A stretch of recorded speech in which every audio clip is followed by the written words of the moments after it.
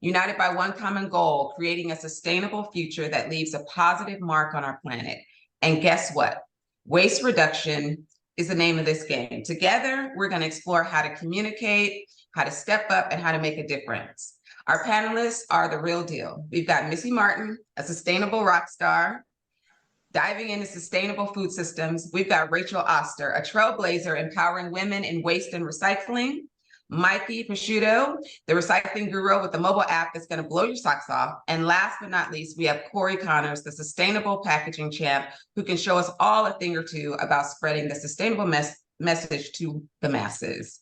So welcome, everyone. I appreciate you all for being here this morning. I'm super excited to get started. How's everybody feeling?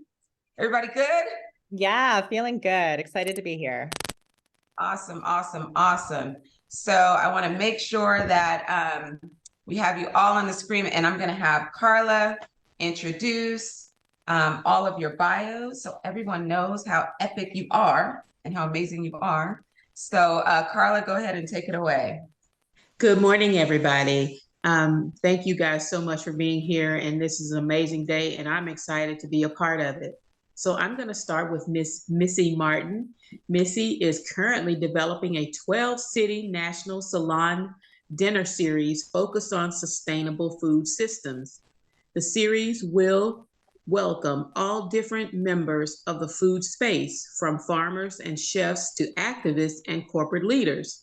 In addition, she was the former Chief Sustainability Officer at Sapien Network, focusing on areas such as novel regenerative business models, social impact through blockchain, and decentralized science. Before Sapien, she supported business development at circular economy platform Loop, as well as leadership development and mentorship programs at Tesla and the Bay Area Environmentally Aware Consulting Network. In her free time, she volunteers mentoring high school and college students on climate action projects and working on climate justice issues with Climate Reality. She is a former participant in Harvard's Executives in Sustainability Leadership Program and graduated with the highest distinction from UC Berkeley, Society and Environment, with a concentration in U.S. environmental policy and management. Welcome, Missy Martin. Welcome, Missy. Okay, before we go on to the next bio, I want to ask Missy a question. How are you feeling, Missy? I'm feeling great. Yeah, thanks for having me. Fantastic. So I have a question for you before we get into everything and before we go on to the next speaker. So I wanted to ask you, with all of your work, what inspired you most to volunteer and mentor high school and college students on climate action projects? Yeah, that's a great question. I think that high school and college students just have an energy that us adults in the working world just don't have sometimes.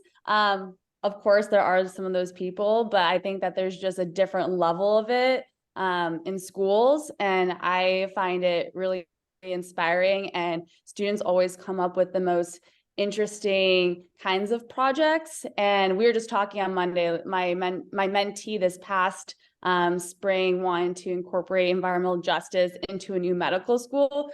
Big dream, and she did it. And so just dreaming big plans, and it's really cool to see what they accomplish. So I love being a part of it. I feel like I get a lot out of it, maybe more than the mentees even get. I think it's a really cool thing to be a part of.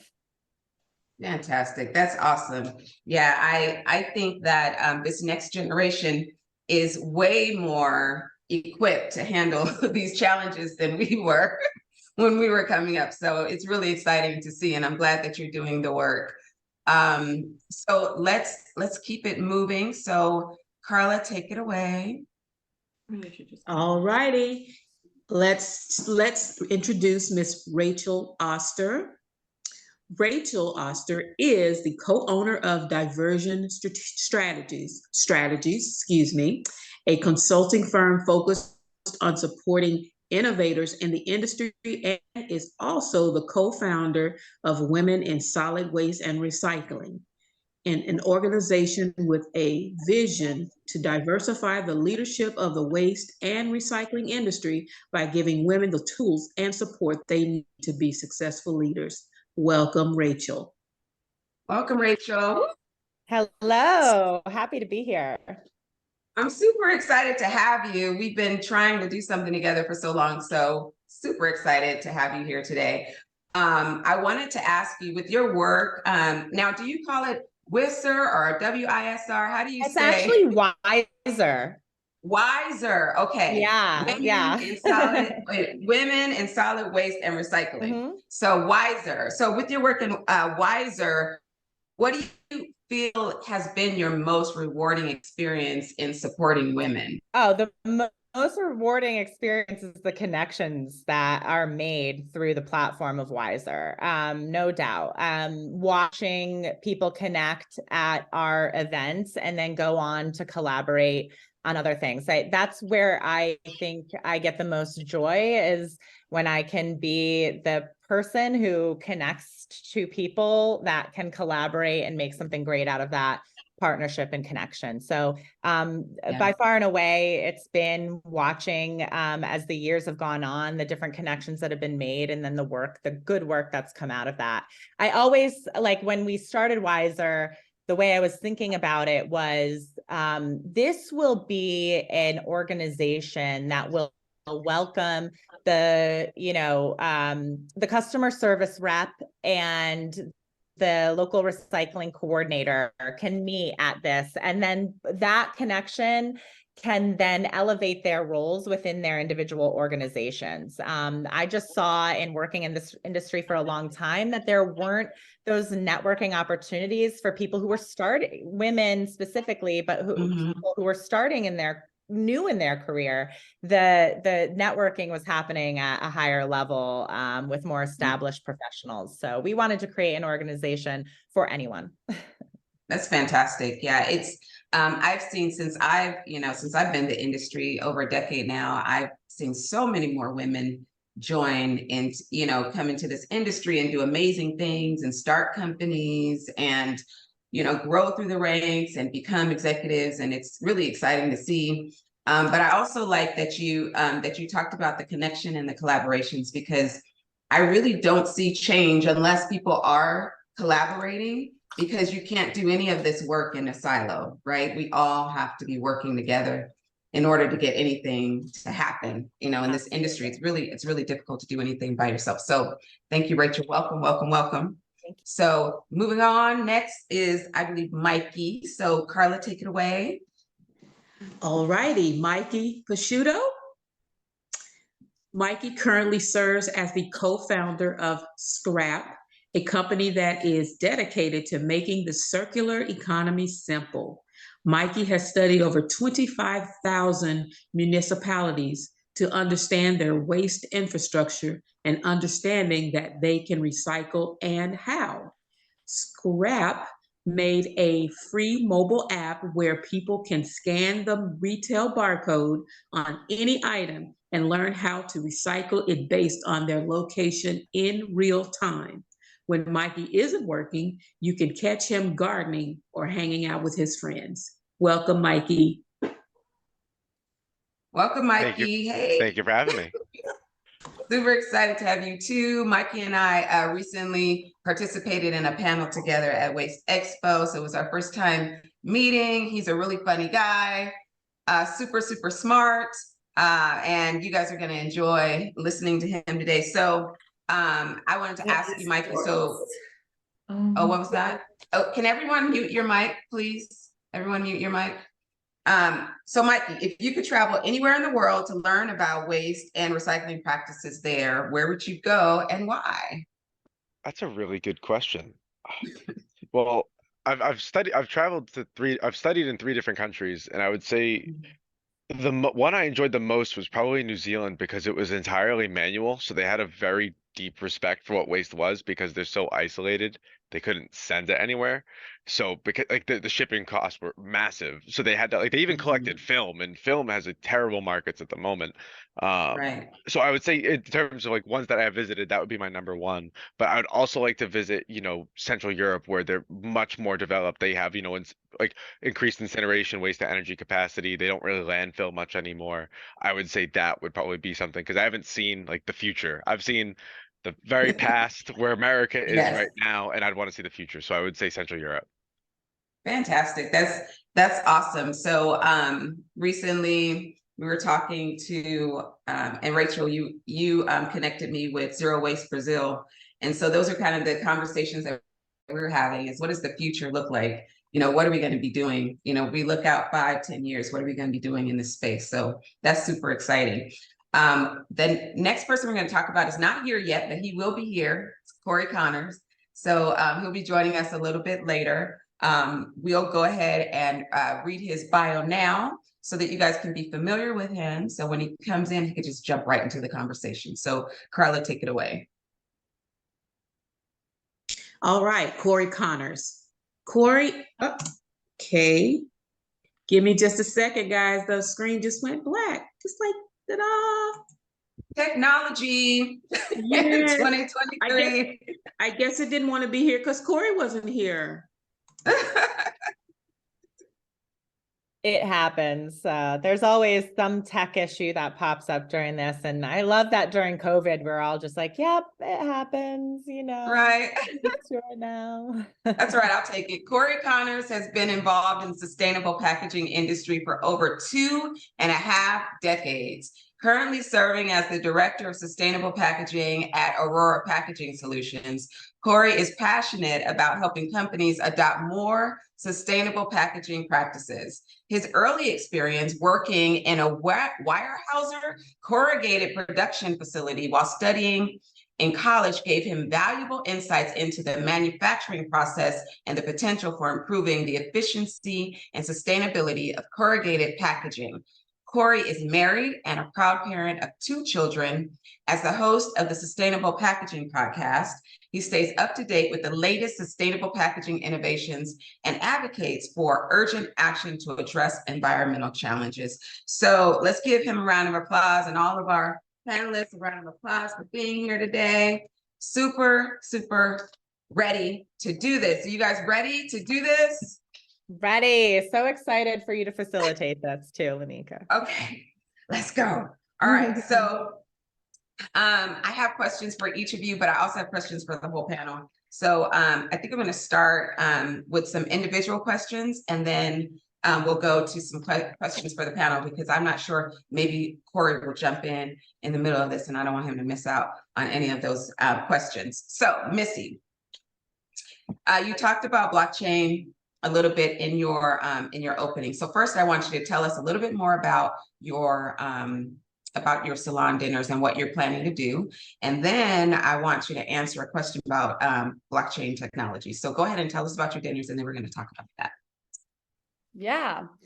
So the Salon Dinner series really came out of this past fall. I was introducing Kari Borgia. She's the chief of staff for Alice Waters, and Alice Waters is really well known for the school food programs and really changing the way that kids interact with food in schools and in their lives, teaching food literacy. And when I was asking about herself before I introduced her at the conference, she talked about these salon dinners. And so salon dinners a few hundred years ago back in Europe were mainly for the affluent, bringing together philosophers and artists and having really interesting, intentional discussions. And now people are doing them as really a community-oriented event. So that's what I want to do. It's for everybody, where you're bringing together people, you're talking about a specific topic, in this case, sustainable food systems.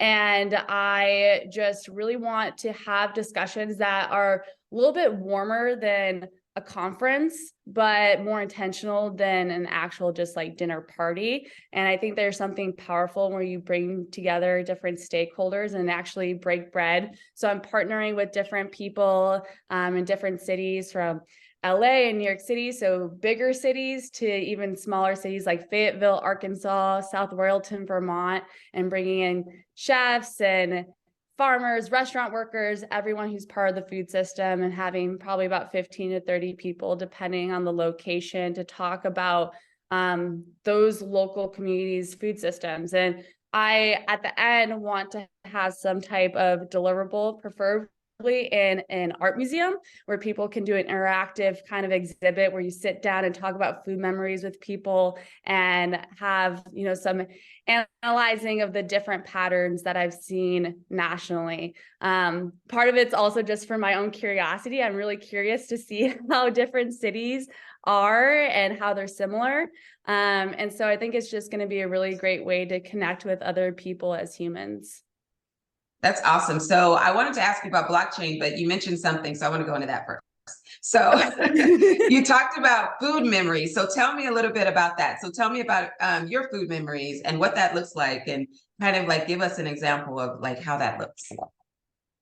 Yeah, so growing up, I was a competitive gymnast. And so I was working out 20 to 25 hours a week. And a lot of my food was on the go, it was a lot of fast food. And I think that's just really a result of just the system too. It's very convenient. And I think that goes along with waste too. A lot of us, you know, throw things out because that's how it's set up. It's really easy for us, and we're all really busy. But the same with our food system and what we actually put in our body before we're throwing away, you know, wrappers and containers. So I think that was tough growing up, because I didn't really get to sit down and eat with my family, and part of that was doing gymnastics, but all my friends were doing that too, really involved in different activities, and not really getting to sit down and be with the people that you love. And I remember I did an internship in Mill Valley in California, and my boss would invite all of us over on Sundays, and we would cook dinner together. And I just really loved that. It's like the best memories that I have is, and I also realized I was a little embarrassed too. I realized I didn't know how to peel things or cut things. And those are really basic skills to learn, but I didn't know because I wasn't really cooking growing up. I was eating a lot of on the go food. And so I realized then that, you know, food's really important. Being with people is really important. And I think that ties into the salon dinners too. But in college, I ended up living in a co-op, and we would some of the girls would cook dinner every night, but all 60 of us, we would sit down and eat together. And so again, it's that like coming together, eating, and talking about your day. And so I think those food memories and just memories in general are some of my favorites. So I want to cultivate more of those.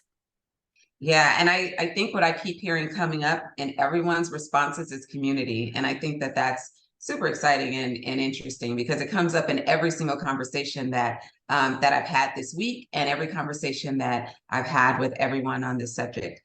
So let's get into the blockchain question. So in your opinion, what role can blockchain technology play in promoting transparency and accountability in the food system?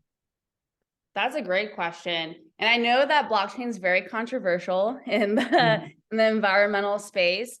I think what we're seeing as the technology is evolving is that carbon footprint's coming down. There's also other applications for blockchain. So I worked mainly in the DAO space. It's an acronym, so DAO. It stands for Decentralized Autonomous Organization. And the way that I've decided to actually explain what that is I feel like it operates kind of like a co-op, where it's a flat organization, but utilizing blockchain for things like governance, for voting, for transparency and accountability. So tracking all of your activity on chain, and it can't be changed.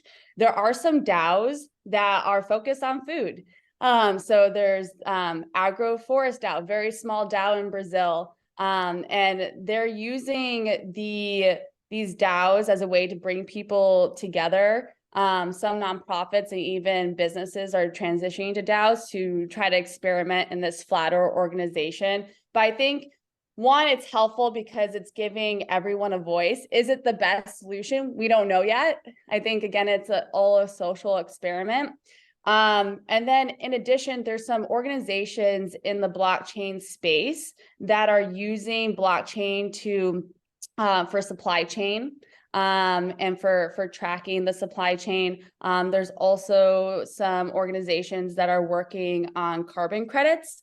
It can get pretty technical. I feel like we could all dive deeply for many, many, many hours on this. And so I think that the best thing I can do right now is send some resources in the chat. That'd be fantastic. But I think overall, I think that keeping an open mind on it, I personally am not taking a hard stance like this is the best thing. I don't think any solution is, the silver bullet. I think it's going to be a bunch of different aspects. And I think this is potentially a way that people can organize and try to have organizations that are focused more on people's voices, but also means that we need to leverage the technology in the best way. I think we're seeing that with social media right now. There's really great ways to use it, and there's some really poor ways to use it. And I think the same thing can happen, can be said for blockchain too. Blockchain. Absolutely. Thank you, Missy. That was a really comprehensive answer. And we're super excited for you to put all that in the chat so that everyone can get those resources and read up on it in their free time, right? All the free time we have. So Rachel, how are you? How are you feeling? I'm doing great. Super interesting. I was taking notes when Missy was talking, and Missy, I would love to connect you with the Zero Waste Brazil folks as well, because there's cooperative conversations going on there that I think could be beneficial. See, I can't help myself. I have to do it. Amazing. Yeah, thank you. Yeah, so I'll make the connection. That's why it's a week-long conversation on sustainability and not a conference, because I want us to have conversations. So this is exciting. This is what I wanted. So yay. Again, connection, right? So Rachel, so tell me, I really am interested in kind of how you ended up in this space, and how your career has traversed and how you ended up where you are now with diversion strategies. So oh, thank you. Yeah, I love telling my story. I was a pretty anxious child. I would have this anxiety at night where I would kind of lay in bed and just doomsday, and one of the biggest things that would come up for me was garbage. I'm like, what are we going to do about all this garbage? And I remember my father driving me one time, and I was looking at it, incineration at the time that's how our state, Connecticut, was handling most of their garbage, shifting now finally. But I was asking him, what is all of that coming out of the stack? And he told me it was the burning of garbage. And I was like, I don't think that's good either. And so I kind of always had this inside of me of seeing the global issue with our waste and what was going to happen to it. And so in college, I studied environmental science. And by that time, I wanted to be a paleontologist. That didn't work out for me either. But when I graduated, I was just applying for a lot of different jobs that focused on environmentalism and being able to use that degree. And I came across a posting at a hauler in San Francisco. They took a chance on me, just being really passionate and excited about potentially working in the waste space. And I started out with that company doing environmental permitting. So what that exposed me to was oh, it's not just about the permit, but there's also this whole political piece of handling our waste. People don't want it in their backyard, the facilities in their backyard, and they don't really want to think about it. And that interests me to the point where I got into politics around waste. And I worked for 5 years on the policies that were guiding solid waste management in the state of California. At that time, we were starting to see mandatory commercial recycling, mandatory blue bins, and really the surfacing of the initial composting programs in the state as well. And I worked for the hauler Recology that worked to establish the first food waste composting program in the city of San Francisco. And so I was really at that kind of initial precipice of some of the more challenging material streams to divert from landfills and the policy that was pushing that. So, but after about 5 years, I was like, okay, well, it's fine up here in the ivory tower, working on policy, like, but where's the real world application and how does this trickle down into operations? And so I let the leadership know at the company that I was interested in not just advocating and being in the policy realms, but really starting to understand how that affected everyday operations. And so then for the next 5 years, I started overseeing operations, and eventually I was the youngest female executive vice president at the company, overseeing all of Central California operations, collection contracts, material facilities, composting facilities, chip and grind, landfills, and all of the employees, 300 employees, over 100 million in revenue. So I really started to understand collective bargaining and contracting and the supply chain. And that's immediately how I saw it when I came in. This is a manufacturing supply chain. I think I had that perspective thanks to the policy work, and then could really take what was coming down the pike to what was happening on a daily basis within these operations. And that's when I started Diversion Strategies. I said, I think that I had the time and space within an organization to understand what I could do outside of an organization, and the kind of knowledge and skill set that my partner and I could bring to the marketplace in a time that things were shifting drastically around policy in the solid waste and recycling space. So once we started Diversion Strategies, we saw that many of the clients that were accessing our services were startups and innovators trying to understand how do they enter the marketplace and grow their business. They saw the opportunity with policy, but there are some challenges to providing service in a very well-established, very long-term marketplace. And so since then, we've been working with clients to grow and expand their market share. And recently, we started a lobbying coalition to bring together innovators into a type of a salon, style platform, so that we could really figure out how do we allow for innovation, how do we reform policy to be able to allow local governments to adopt technologies and services that could really move the needle quickly. That's amazing. I think everyone's journey into this industry is so different and it's so diverse. I think it's always interesting to find out kind of what path you took, and all of the different squiggles, like we say, Missy, in the program, the squiggles, right? Missy and I were in the Harvard program together, but all the squiggles that you go through as you're on your journey in this space. So I think it's super interesting. People are always surprised when I tell them before I got into this industry, I was on television every week on the local ABC affiliate in Arizona. So people are like, what? Like, yeah, totally unrelated, didn't do anything in waste. So, it's just kind of, our journeys are all so diverse and so different. So the question I have for you, Rachel, is what initiatives or programs would you say can help foster diversity and inclusivity in the industry, particularly in leadership positions?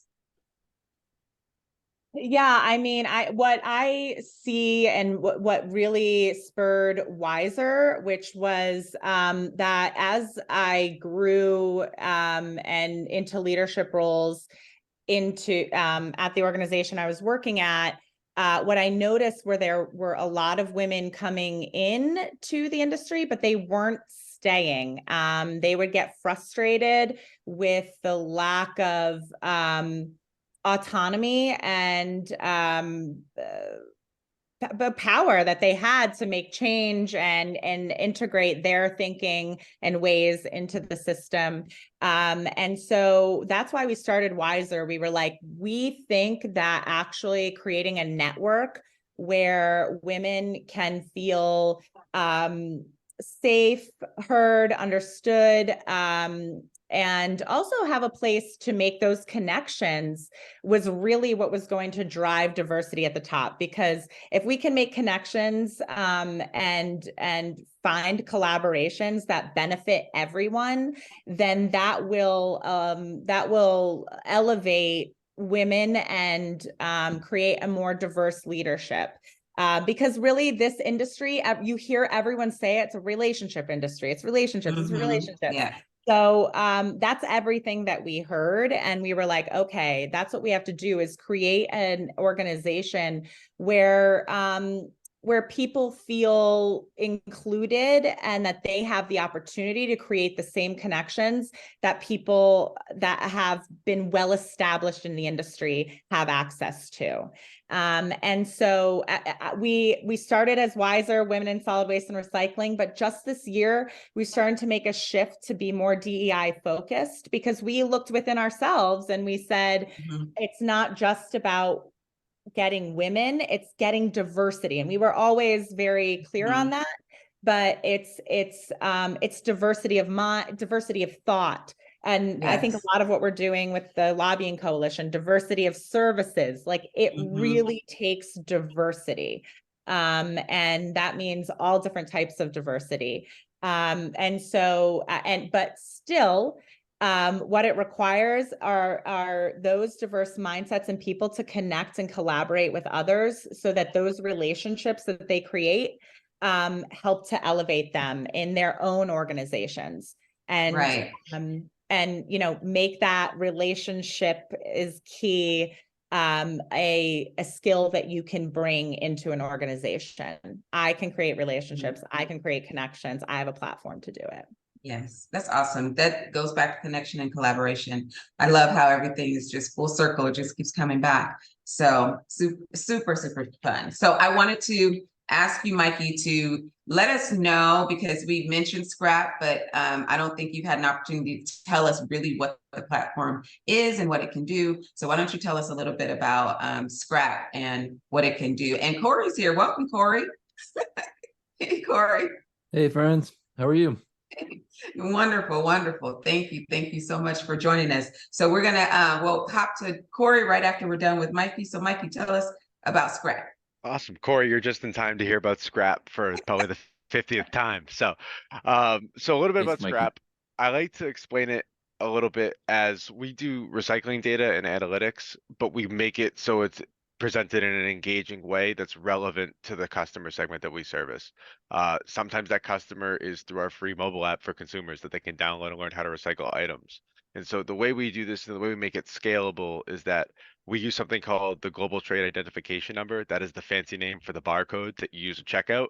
That number is unique to each item, which each packaging item actually has to be defined by that barcode. So basically through our app and through our other services, we're able to provide product specific, packaging specific, location specific recycling guidance. You're getting a real-time answer about what is recyclable and what is not, all based on your local rules. And for those that are newer to recycling, I like to, whenever I explain how Scrap kind of works, is I was new to recycling when we made Scrap. So we had to make recycling make sense to us because it was very disjointed at the time that we made Scrap. So we basically treat recycling like food allergens. So everybody has their food preferences. What might be food to one person is not food to somebody else. So basically that's how our recycling guidance is set up on the system. It's relative to each municipality and what they want, but we're not saying that this item is not recyclable. We're just saying that this municipality doesn't have the ability to recycle it at the current moment, because that's a big thing. There's a difference between materiality and recycling and also feasibility of collections. So that's basically the gap we bridge. We connect materiality and recyclability in a really easy, straightforward way of saying, yes, this is recyclable. That's fantastic. Thank you. I think that I just think that your app is so revolutionary, and I really hope that we start to see widespread use of it. I just think that it's so incredible. Fingers So crossed. So, say it again. fingers crossed. So, Yes, fingers crossed. Yeah, it will be. I truly believe that. So your research on waste infrastructure in municipalities is extensive. So what are some of the common challenges that you've identified, and how can they be addressed to improve recycling rates? I think the big thing is number one is single stream. Whenever you have single stream present, contamination rates skyrocket because when we look at recycling from a behavioral perspective, you're decoupling the idea that the consumer has to be involved in the process. But before 2008, when we didn't even mention single stream, contamination rates were relatively low. Engagement rates were also low because it was a lot more laborious to recycle.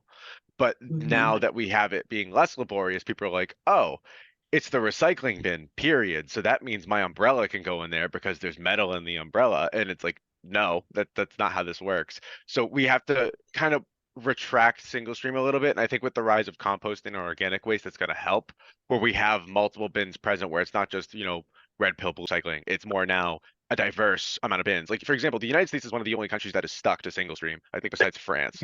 Every other country has switched back to multi-stream due to contamination concerns. But they Wow. still do sort at the MRF. They'll sort out, types 1, 2, 5 for metal. They will commingle, but it's not this idea of a single recycling bin for everything. I think what else I've found in my research is that a lot of programs are actually shutting down, which is a little surprising. We're actually starting to see people just say it's not worth the effort anymore. I think this Right. is largely due around plastic recycling, not recycling as a whole. So you kind of have to split up the recycling industry by commodity.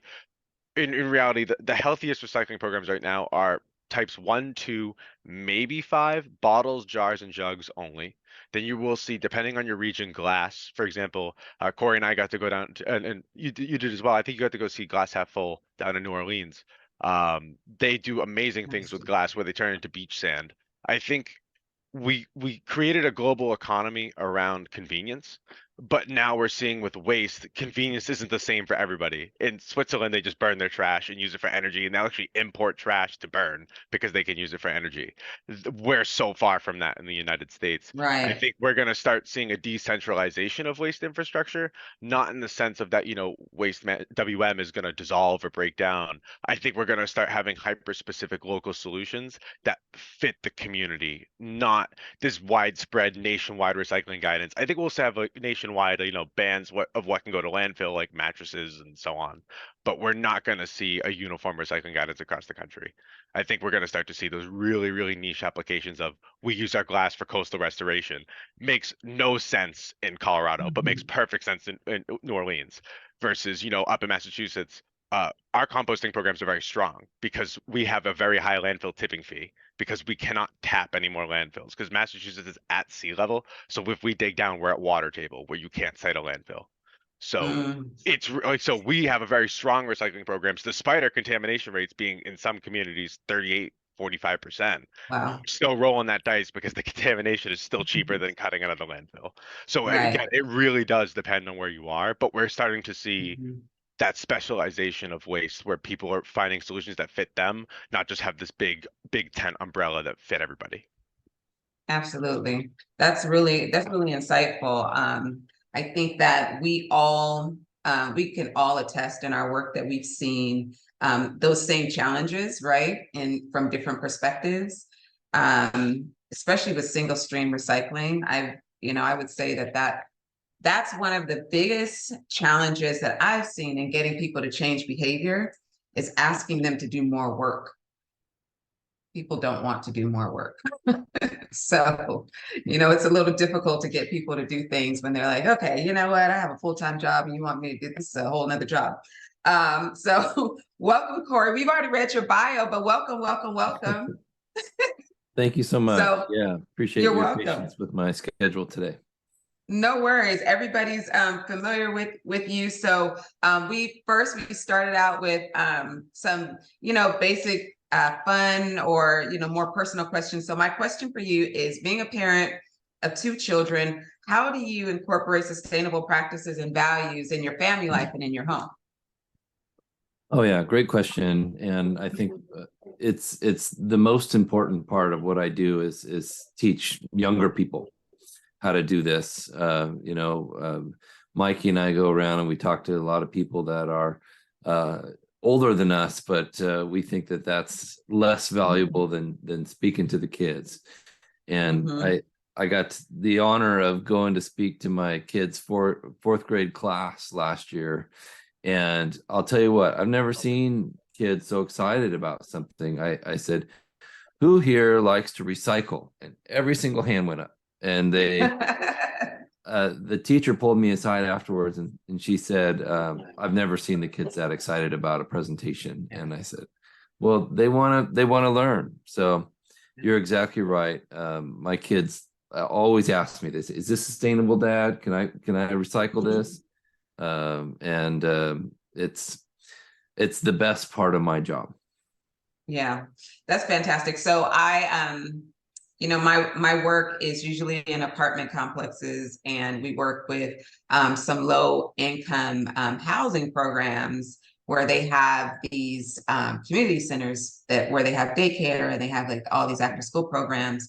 And so we'll go in and we'll set up a recycling program in that center or that community center, and the kids will get prizes for their recycling. So it helps school to recycle, right? Because a bike or an Xbox or something that they want, so they're actually bringing things, and they're actually doing the recycling for their household. And I find that kids are a lot more motivated to do that than their parents are.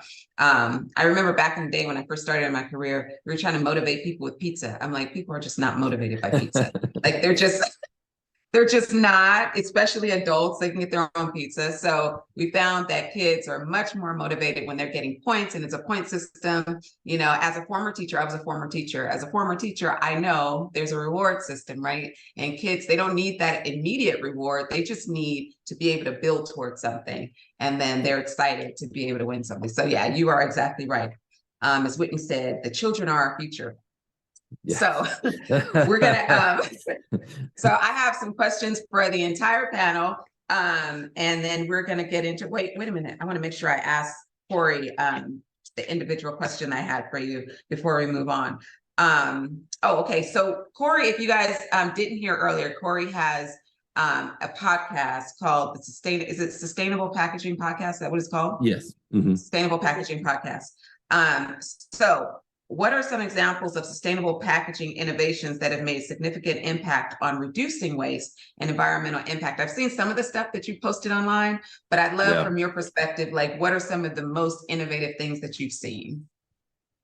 Yeah, so I'm one of those guys that has a lot of samples and stuff around. Yes. This is a brand new, fairly new product from the UK called FlexiHex. And this is a replacement for styrofoam.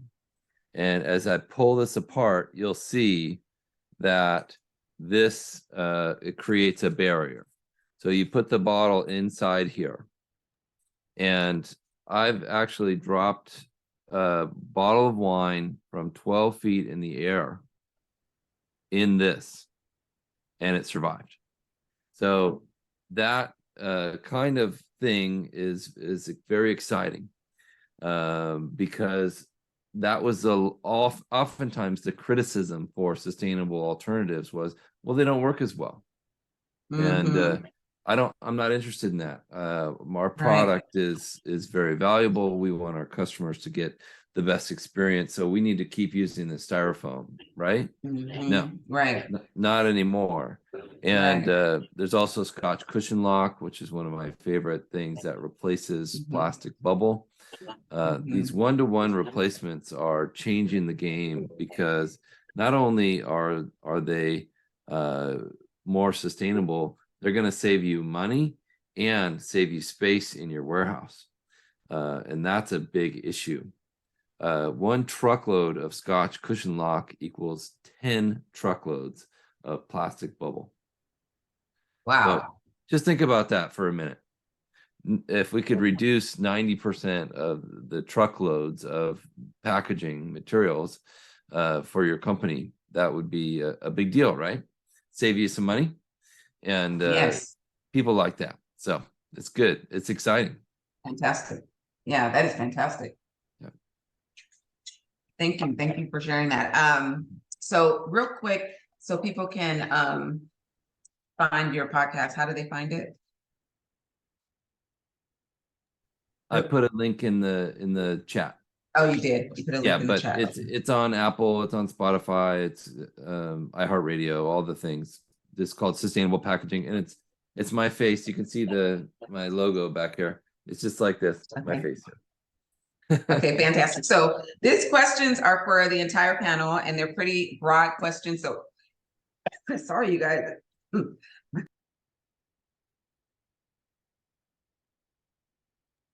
I was just in Colorado and I just got used to the allergies in New England. Went to Colorado and I was at a conference and I'm like, I promise people I am not sick. This is just grass allergies Yeah. from being born in New England my entire life and not getting used to anywhere else in the world.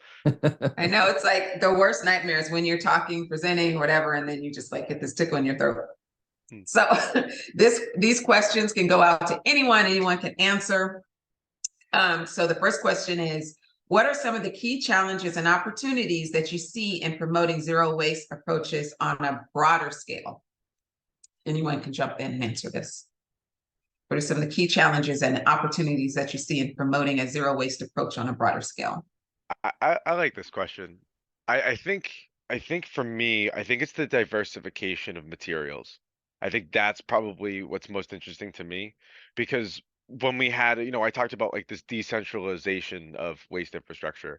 But back in the day, the reason why like everything was either in, a cardboard box, plastic bottle, or that's it, is because the way recycling infrastructure worked was that we need like terms together. And, this still applies today, but it was pretty much unless you're going to get widespread adoption, you cannot deploy packaging to market. And that was a huge barrier for new and innovative materials. For example, Japan actually, because of, all the manga they print and all the books they print and their artwork, they prefer paper that has limestone in it. So their paper mills are set up to process limestone in their facilities. But when that jumps to the United States, they can't process limestone with their paper mills. That would just cause numerous problems. So very much so, we're now that we can like identify materials better, that we can market around sustainable packaging because there's that drive for sustainability. Cory has a lot of guests that have really amazing packaging. If this was 10-15 years earlier, we wouldn't have that. So I guess that's what excites me, is that we're having new innovation come out. And I guess the challenge with that is, how do you educate? Because now there's, we used to have 15 main packaging material types. Now we're in the hundreds. So that's kind of the big challenge. That's what we're trying to do at Scrap, and we're working towards that. But there's hundreds of material types out now that we need to account for. So I say that's the challenge, but there's an opportunity there to be a sustainable packaging designer. Anyone else want to weigh in? Yeah, I think, and to piggyback on that, it's also the infrastructure that it handles that material once it comes through the waste supply chain. And with the diversification of the materials, it doesn't line up with the metrics of that facility. So that facility's metrics are, how fast can we move this material through and get the most we can out of the material that has stable markets. And so it's really driven by what markets are currently out there, which is different everywhere. As Mikey was pointing out before, there are different markets in coastal California than there are in the center of the country. And so, yeah, I think that infrastructure and the metrics that are being used to run the solid waste facilities, that the materials eventually coming through, they're not lined up. Like it's just the embracing the manufacturer's mentality at those facilities will really be helpful. But in order to have that manufacturer's mentality, we need to have the markets in place. And so that has been one of the biggest challenges as well. Okay, anyone else before I move on? Cory, looks like you have Yeah, something. great points, Rachel and Mikey. I spent the last few days at Circularity 23, and one of the speakers said, imagine running a manufacturing business and you have absolutely no control or idea of the quality or the mix of the materials that are coming in to make your product. This is a woman who ran a MRF. She ran a Eureka recycling facility, and she said exactly what Rachel was just saying. Was it Linda? It was Kate. Okay. So yeah, actually, I'm going to put a link into the chat of a blog post that I wrote probably 5 years ago about this exact issue. I think in the article or in the blog post, I talk about a rubber tire manufacturer, but it's like the tire manufacturer goes out to the suppliers of rubber and they say, this is my specification. And then everyone tries to meet it and they are competing to meet it. But that relationship is switched at the MRF because the manufacturer and the supply chain doesn't have that ability to specify what it does, but it doesn't always get met because of contamination, but they don't have the ability to specify, and they're not the purchaser. They're getting paid to take it. So that switches the relationship, and where most manufacturers are paying for the material that they're going to then create a product out of, that is not how it works in this system. So somehow that I've always felt that has to shift so that the customer is the manufacturer. That's the way we're thinking. But in vertically integrated waste companies, that's not how it works. The MRF really feels like they are that they're not the one that's like I'm sorry, like, how do I say this? The MRF doesn't feel like they have control because they're not purchasing the supply, Okay, that makes sense. That makes sense. I wanted to kind of shift gears to SB 1383 here in California. So we're experiencing, I'm in California, some of you are in California. We are experiencing a definite crackdown on and enforcement on organics collection, specifically food waste in the space that I'm working in, which is multifamily and commercial restaurants, things like that. So I'm curious to see what all of you have seen as far as adoption and other places across the country, what they're doing as far as organics collection, and have you seen other legislation passed around that?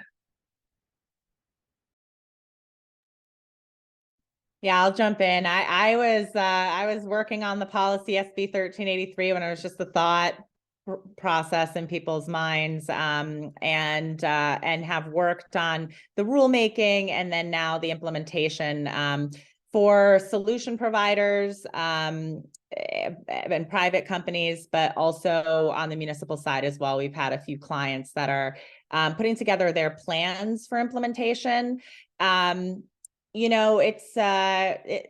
won't lie, it's challenging. It requires not just new infrastructure, new along the entire supply chain and I always start the supply chain at education. Like, we have to know first what to do at the bin. So that's the first step in the supply chain. Then it's the human, then it's the collection company. There's a consciousness shift that needs to happen from the education level all the way through the supply chain. And there are challenges at each step of the way. We're asking people who are in a convenience culture to do something that is inconvenient. And we're also creating a new product. In many areas of the state, you've had well-established yard waste collection programs.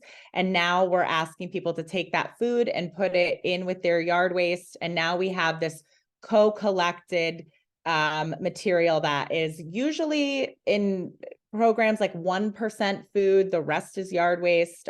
Even in urban areas, you'd be surprised. There's not a huge percentage of food, but what that creates is a new commodity that has to go to a whole new facility in many areas. It's like this.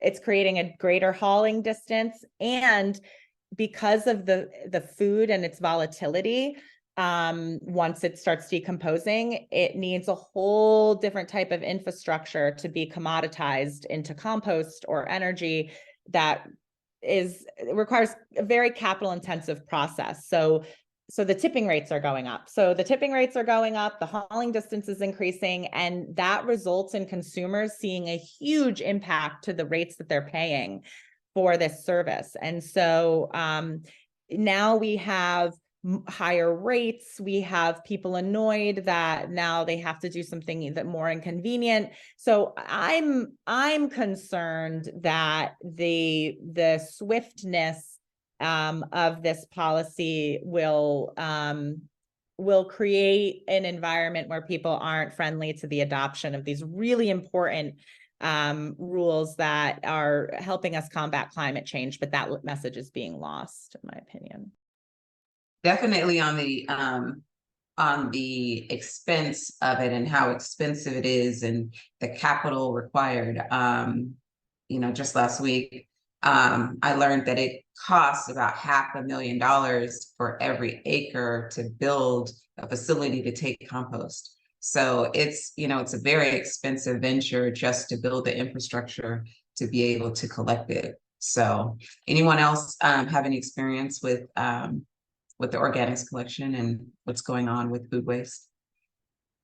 I haven't thought about this in many years, but I did my first 2 years of college in Tennessee, and Tennessee by no means is a leader in this space, but my university, they bought a biodigester, and I don't know technically how those work, but I was working with a social entrepreneurship organization that was exploring, students, when you're working in a kind of cafeteria system, buffet system, you're going to have to scrape off your food anyways before putting your plate down to get cleaned in the university setting, at least. And what they were doing, well, a couple of things. So first, they're exploring also having students weigh their food before they put it into the trash, just to show how much you're wasting. I don't know if they ended up actually doing that, but that was a thought that I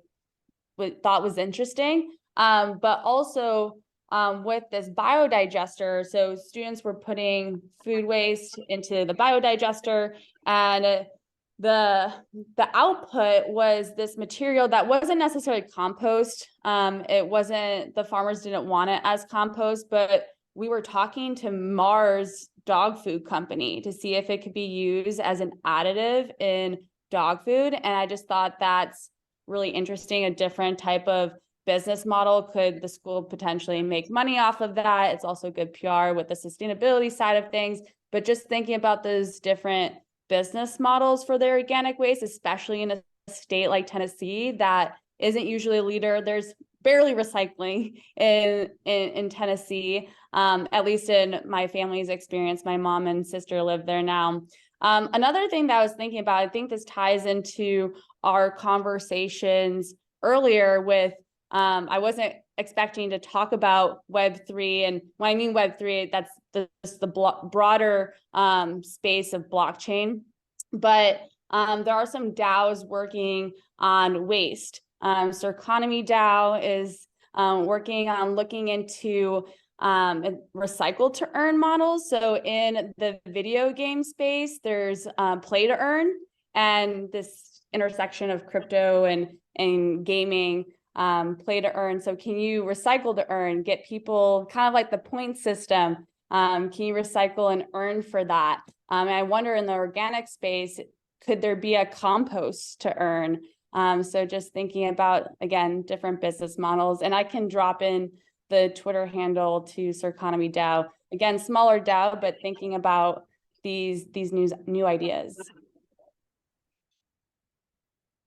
Go ahead, Mikey. Yeah, I was gonna say I can speak to I can't speak to California's compost policy just because I'm literally on the farthest part of the country from them. Right. But what I can say is, so like, New England, we've always kind of just composted because we didn't really have the landfill space. I know it causes contention, especially when you talk about biogas recovery. Like for example, when I went to school in New Hampshire, we actually had a cogeneration facility that would be tapped to the landfill that would draw on the natural gas. But even then, like, it was funny, the director goes, "Yeah, I don't recycle my cardboard. I throw it in because I know I'm gonna get gas out of it." Like the guy who operated the plant. So I think it can cause contention what you do with material.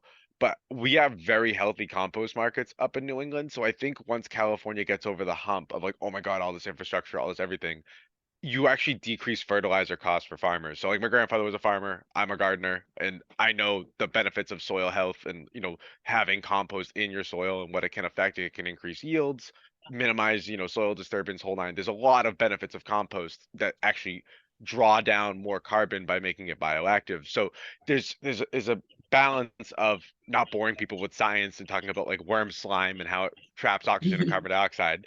But there's this We element love of talking about worms, though. I love it. yeah, I could talk about worms all day. I had a worm farm and made like my own fertilizer. But anyway, what the really cool thing is that what our haulers actually do is there's a program where you can opt in.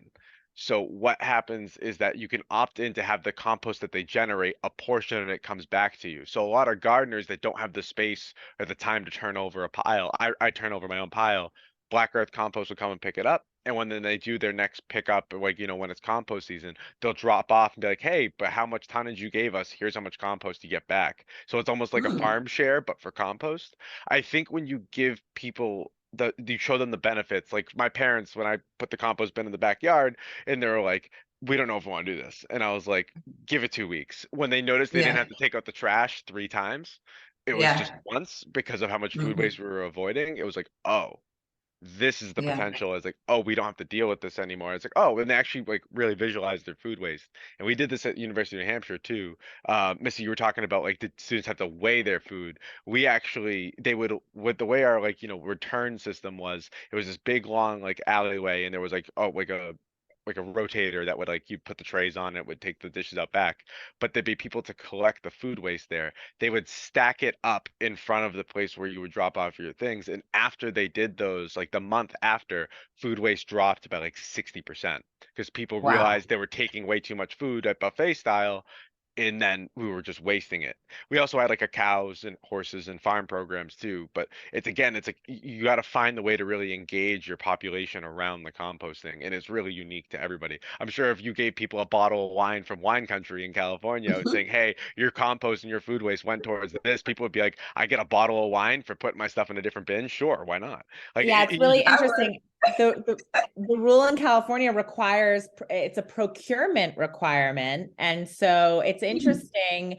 It requires the local government to procure a certain amount of material back. Many of them are doing compost giveaways. But what's interesting about what you're talking about is like the decentralization of that process, and bringing it into your backyard and seeing the benefits and the value is like what's creating that neural pathway of like, oh, I'm rewarded for this. And so it's interesting. The procurement requirement is like really what most cities are groveling about. That's like their biggest challenge is like, we have to take back how much and what are we going to do with it? But it's the biggest piece of potential in terms of education and making that consciousness shift. So it's interesting. I am a true believer. I have hope embedded in every cell of my being. So I do believe it's going to be successful, but it is important to talk about all these challenges because many states will look to and are looking to California to replicate SB 1383. Absolutely. So we have a question from the audience for the whole panel. So anybody can hop in on this answer. Nathan wants to know, what are your thoughts on who the responsible party should be for finding in-use markets for difficult to recycle materials and increasing circularity in our communities. So who do you think should be responsible? So we talk about this quite a bit. So let's, I'd love to hear you guys hop in on this. Well, it depends what state you're in, not to just further break this down. If you live in a state with extended producer responsibility, part of that is the producer themselves.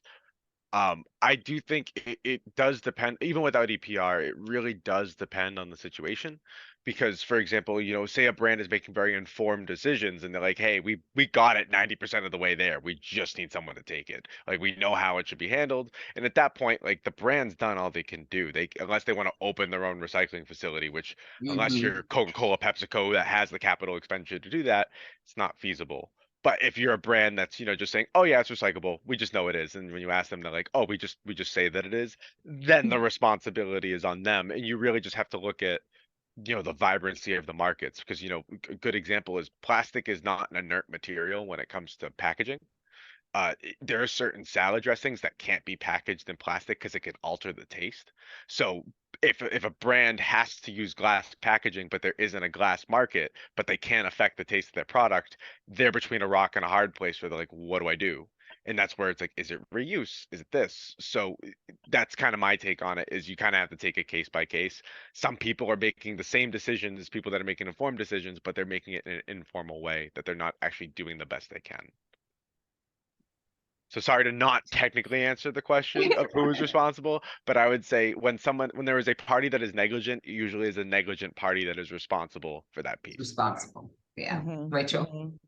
Yeah, I totally agree. I think the producer has a lot of responsibility here. And I used to hold a lot more responsibility over the hauler and the collector, but the reality is the diversity of the product that's coming through and the infrastructure that's set up to handle that is just, it doesn't line up. And so I really think that these extended producer responsibility programs are going to find more consumer-facing solutions that feel convenient and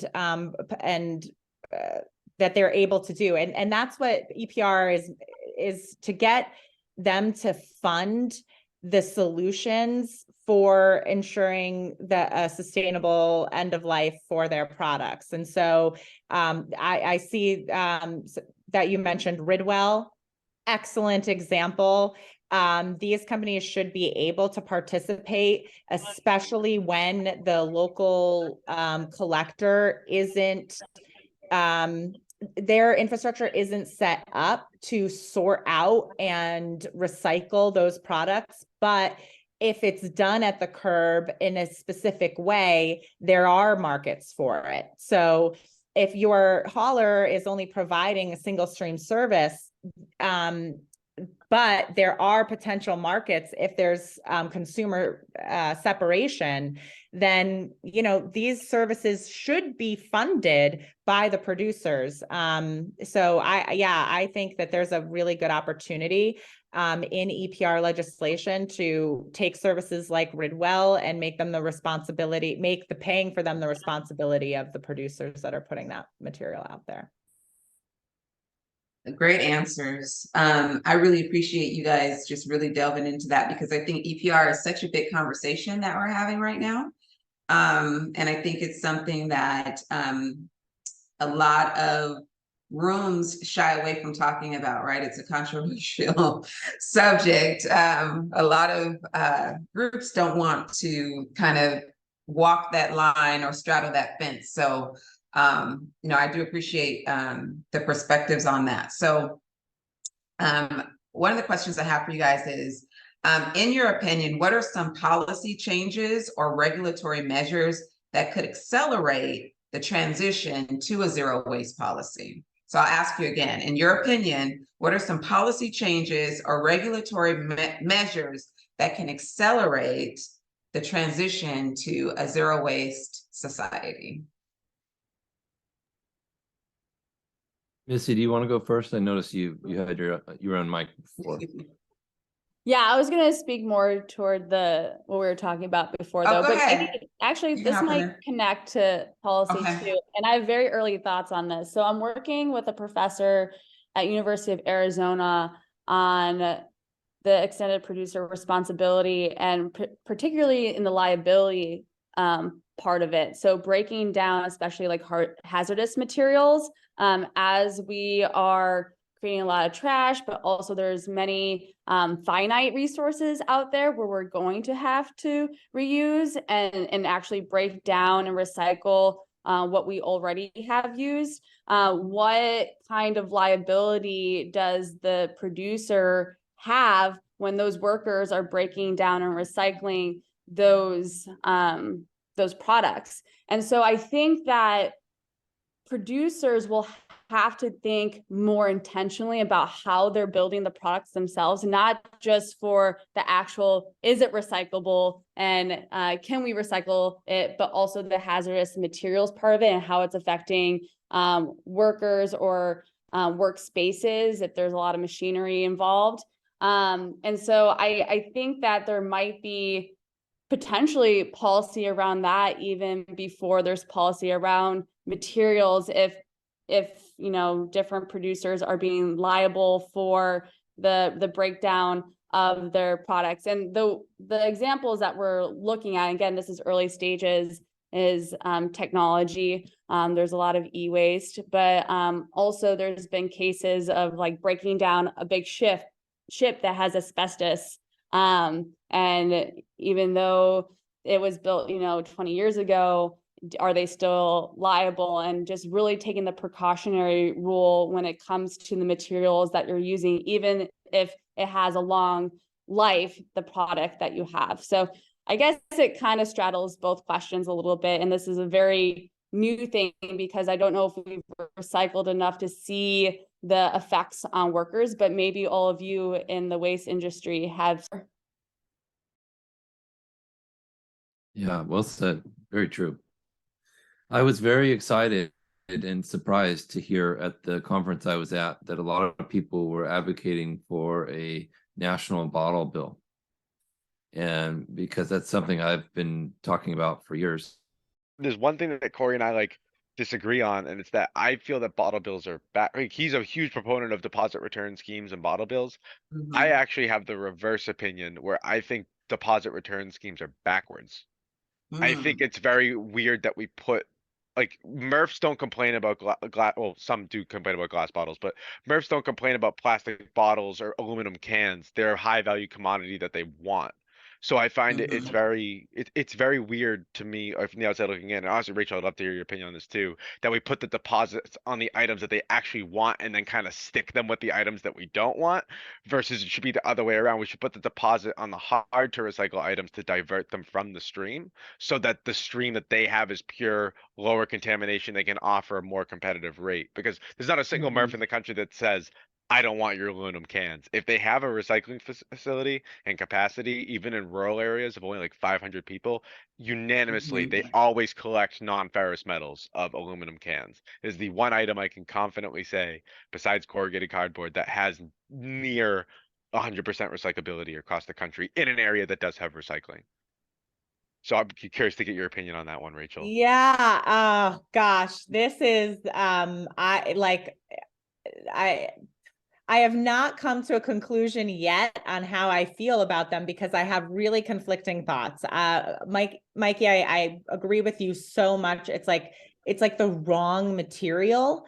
However, we've done it's the best piece of recycling consumer education that we have. And so I feel like people can wrap their heads around bottle bills. They know what it is. They get it, you know.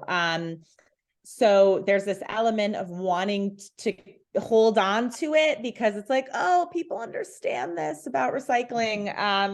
And so it's like a pathway there. However, I agree with you. I mean, actually, the bottle bill in California, it's called the Litter Reduction Act.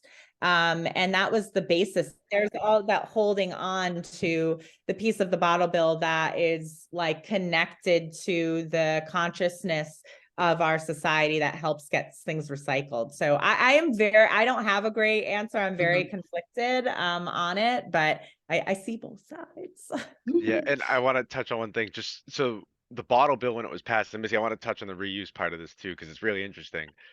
So when bottle bills were first passed in 1980, it was 5 cents. If that grew for inflation, it should be 35 cents. 34.8 cents is the rate with inflation. So when we talk about, oh, let's do bottle deposit returns, give them 10 cents, it's not even remotely competitive with what it first was when we saw that initial engagement. So if somebody says we want to put a 30, 40 cent deposit on a bottle, by all means, power to you. Like that is the policy updated to today. But I think if we keep putting in these half measures, it's just going to keep people guessing. Well, if this one's so valuable, you're willing to put money on it. What are you doing with the rest of my stuff? Like we saw that ABC News story about flexibles, where people have been bringing them to the stores and it was convenient. But what did we go 3 for 63 on actually that ended up at a recycling facility? Like it's just gonna every time we put a deposit in, it's just gonna cast doubt on other means of recycling. So that's kind of the catch 22 with it. We got to kind of really balance. And with reuse, putting a deposit on reuse, hey, every time we reuse this bottle, we'll give you a kickback on the product. That's a model I know of a company that's working on. I think they're called Kindea, where basically the bottle goes, it's an all-in-one bottling machine where you put the item in and you basically, the Coca-Cola Freestyle, the machine that you can actually tap the touch screen to make any combination of Coca-Cola products that you would like. Basically you can do that in the machine and it will vend out using something called GS1 Digital Link and vend out the product for you that you can take and walk away with. But there's a QR code etched on the bottom that whenever you scan it it'll return that bottle and log that bottle has been returned and cleaned and capture the carbon footprint. So there's an element of DRS will soon kind of merge with reuse systems. So they're not two different conversations anymore. So Yeah, Missy, it's that's why I find your interesting. point super interesting.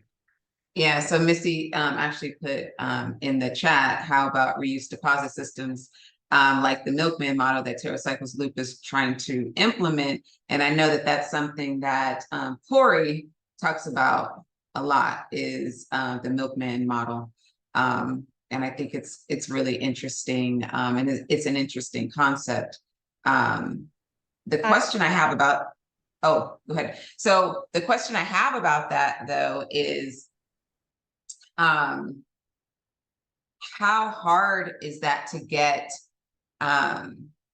brands to adopt, because it takes away from the innovation in their packaging design. So, from a marketing perspective and differentiation on the shelf, how difficult is it to get brands to adopt something like that model?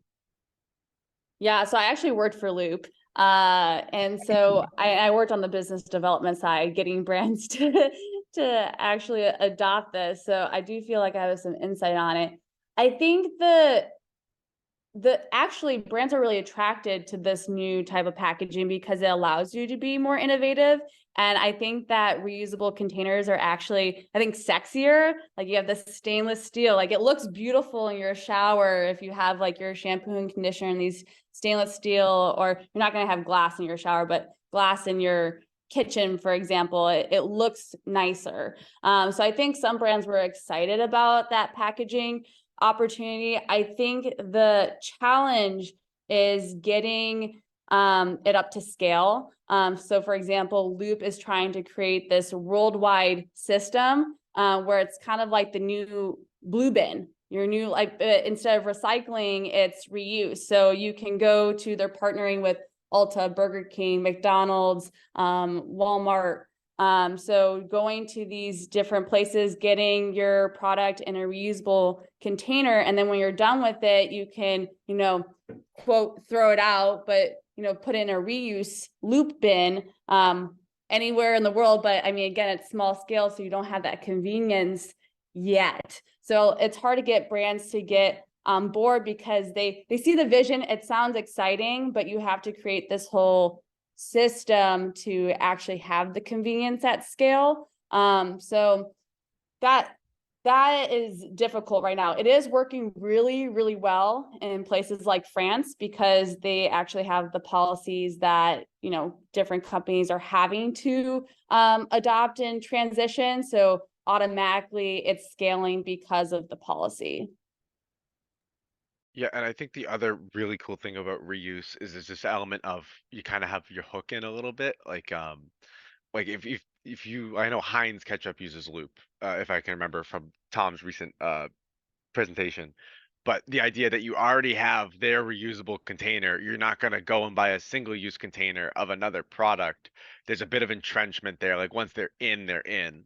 So it really depends on like how you position yourself as a brand. Like, you know, we talk about like packaging conveys a message.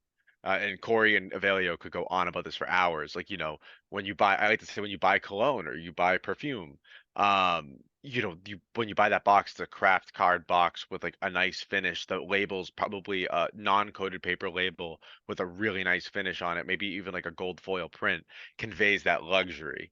You know, like a really earthy, crunchy brand like Uncle Jim's Worm Farm or something like that would send their worms in like a burlap bag, which is like old fashioned. Like your packaging is an extension of your brand. So reusables is a really great way for like organic companies or zero waste companies or companies that like have that mission of zero waste, I should say, to really convey that and really reach their consumer in a new light. So we kind of tend to think of it like, oh my God, there's so many more logistical challenges. But I mean, we made plastic like 70 years ago. Like we're here now. Like, I mean, we can undo it. Like it's not like we've been doing this forever. We basically had a lot of excess petroleum and didn't know what to do with it. So we were like, oh, plastic. Ta-da. So we can kind of undo that. Yeah. Yeah, I would So say I think actually the avoidance of disposal is what creates a lot of our issues. It's byproducts and people trying to avoid the cost of disposal and just creating new products out of it. right. Nathan had a follow-up question. What is the panel's thoughts on how the funds collected through taxation should be applied for meaningful change? For meaningful change. Any thoughts on that? I will quote the Boston Tea Party on that one. No taxation without representation. So I guess it has to represent the communities that have paid into Yeah. it. And also it should represent the interests of that community, not necessarily. I think it would be inappropriate for extended producer responsibility funds to be used to benefit the producer. It should benefit the stakeholders of that. And there are instances where the producer might actually be a stakeholder in certain instances, depending on the community that they're in. But we have to be very clear of that line. This money is meant to solve the issue of production, not fuel the issue of production. So I think that's, and I Yes. think that's pretty, I think everybody can kind of agree on that. I don't think it's a controversial viewpoint. But Yeah. we say EPR, so we say EPR very like generally speaking, but every Right. EPR policy is very different from one another. Same with minimum recycled content. Like for example, sometimes the policies are merged. The minimum recycled content is like when a state puts a policy in place saying every bottle sold or every package sold in this state needs to have a minimum recycled content of post-consumer or post-industrial waste of X amount in their product. And so they usually step them up year after year. But some states, EPR and minimum recycled content are stacked together. Other states, they're completely separate bills. In some states, minimum recycled content is very easy to pass. In other states, it's hard. And then when you go the other way around, EPR was easy to pass. In other states, it's hard. So you really have to look at these bills on a case by case basis. They can be named extended producer responsibility, but they could quite do the opposite. So when Absolutely. we're saying EPR in the general sense, but please review your state's bills independently. Please do that. So Obligatory, not a lawyer clause flashing down the bottom of the screen. looks like Rachel wants to jump in with something on that. Yeah, it's interesting. When I first started in operations, and was realizing how much the solid waste management system represented a supply chain, I asked if all the general managers of the facilities I oversaw would please take a Six Sigma course with me and learn about lean manufacturing. And one of the things that you learn is if you can affect the supply chain early on in one of the first stages, you can find the most efficiencies there. And what I said before, I still hold, very close to my heart, which is that the first step in the supply chain of recycling is education. And so I think we're with SB 1383, I think one of the biggest issues is the lack of a statewide educational campaign coming out of the state. I know that they spent like $3 million on one, and then they ended up combining it with traditional commodities. And it was like, this is not enough to create a huge consciousness shift for the 5th largest economy in the world. We need to do better on education. And yeah, I would also say that these programs like Ridwell that provide services that are consumer facing is really important as well. And then I'll also say we've been talking a lot about the consumers helping us solve this problem, but I also think there's a huge place for integration of robotics and AI at facilities. That is a really important piece of the data collection, and it allows us some time to figure out the consciousness shift, because it's not going to happen overnight. And these AI and robotic solutions that can be applied at MRFs will not only help us with data, but it will also just help us get more efficient at every point of the supply chain. So I think some investment in upgrading MRFs that the producers are paying for is really critical and important.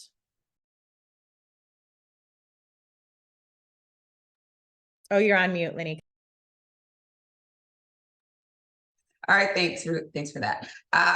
So considering our discussion today on community-led approaches to waste reduction, what final piece of advice or call to action would each of you like to share with our audience, inspiring them to take meaningful steps toward achieving a zero waste future? I can start. I think for me, it's make waste a bit personal in that sense. This is going to sound a little weird at first, but I think when we talk about recycling, like, when you talk about, like, oh, it's ending up in China, it's ending up in their oceans, they're not seeing it. Sure, I think the pictures of a turtle with a straw in its nose was like very effective in it being like, oh my God, it really does have an impact. And we got rid of straws, but straws by mass make up very little of the plastic recycling stream. But I'm glad we, addressed that issue. But I think when you can tie your personal recycling actions, your personal waste actions back to your community, Monica, you were with us when we were talking to Terrell, and he did that statistic where you said, Black people don't care about recycling. They care about keeping their neighborhoods clean and safe. And he talked about how where he's from in Philly, they actually did a study that when you clean the streets, crime and drug-related crime dropped by 40%. I grew up in a very affluent community where that's not even a thought in my head. Like when he said that, I was like, oh, I didn't even think of it that way. I thought like, yo, let's save the earth. So like making waste personal and making it show like a genuine benefit to your own community, regardless of socioeconomic status, is how we really make recycling work. Like how we do it with businesses is we say, hey, you can donate money to charity when you engage your employees around recycling. That resonates really well because the employee knows what they're doing is going to benefit somebody directly. When you tie that in, it really does engage the community around recycling. You just have to make it personal to them. That's fantastic. Missy? The first thing I thought of when Mikey was saying make it personal was I did this environmental competition back in 2015, and one of the challenges we had to do was carry around our trash for the day. So instead of putting it in the trash can, you just like carried it everywhere. So you just had a bag. Every time you're about to throw something away, you put it in the bag. So I feel like that's one way to make it personal and actually see your impact. I'm personally moving away from the focus as an individual, but I do think it's really important for the awareness piece to make it personal in that way. I think that we've all been talking, just because it's I guess going back to it, it's a very systemic issue. So rather than having it focus on the individual, branching out to the community. And Lanika, you and I on Monday were talking a lot about community partnerships. And I think discussing with people and trying to make those partnerships. Like we were talking about, talking about, can you hear me? We Okay. can hear you. You were just a little frozen. It cut out for a sec. We were talking about like going to a doctor's appointment I had last year, and we were talking about sustainability, my doctor and I, for a whole hour, which was so cool. And there's a lot of waste in hospitals. So taking that time to make those genuine connections with people, I think will have a ripple effect for that larger community change. And since it is so nuanced, talking to the people around you is the most important if you want to get involved in waste and seeing if there's partnerships to be had between people. Talk to the people around you. I think that's fantastic. I think that's really the way to do it. Yeah. All right, Rachel. I have it. I love that Mikey brought up Terrell, because I think that elevating and amplifying the voices of sanitation workers is going to be a huge, important piece of educating the masses moving forward. It's something that we've like completely left out of the conversation, and humanizing, like, the people that are helping to sort out this mess. I mean, really. And so I think we're missing a hero, and I think that it's the sanitation worker. And I felt this since I started in operations and started riding the routes with all of the drivers and listening to them. They are definitely heroes in their community. Like, people come out wanting to see the truck. And somehow we're like not harnessing that energy. And I don't have the answers. I think the answers are with the sanitation workers. And that's where, the other values come in of elevating, and so that those connections can be creating platforms for sanitation workers to be more involved in this conversation. So I think that we're missing a hero, and I think it's the sanitation workers. And I know I'm dedicated to trying to figure out how we integrate that into the conversation. Missing a hero. Whew, that should be on a shirt. That's really profound. This conversation has been so good and so enlightening, and I hope that you guys have enjoyed it, and I hope that you feel that it's been worthwhile, and that you're taking something with you when you leave here today. So I will say that as we come to the end of our discussion on zero waste, maximum impact, community-led approaches to waste reduction, I want to express my gratitude to each one of you panelists and to our audience for being part of this inspiring journey.